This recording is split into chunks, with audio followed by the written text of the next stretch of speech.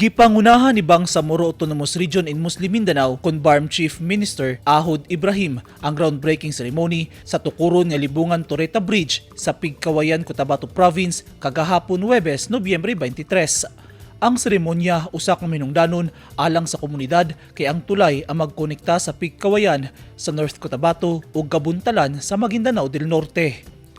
Sumala kang Chief Minister Ibrahim, importante ang tulay sa pagpalambo sa ekonomiya sa mga lugar sa BARM ug Cotabato Province ug panaghiusa sa rehiyon.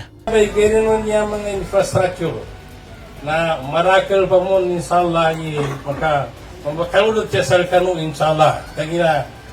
Nakagina siya ba sinamigay sa jihad na inshallah ta'ala may rate na siya pong ba samigay so development sa kagkapyano marakal tao sa kagkapyano pa inshallah. Gibutyag sab niini nga kanhi battleground sa giyera tali pwersa sa gobyerno ug muro ang lugar nga tukuran sa tulay nga kung mahingpit magsilbi kining instrumento sa kalinaw. Ipatuman ang proyekto pinagi sa Ministry of Public Works sa BARM government. Kung mahingpit na ang konstruksyon sa tulay, mas mapadali ang biyahe sa mga produkto, paspas nga patigayon ug mapaduol ang mga komunidad sa matag usa. Usa kini ka testamento sa tinguha sa katawhan sa Pigkawayan ug sa kasikbit nga mga lugar alang sa mas hayag nga kaugmaon.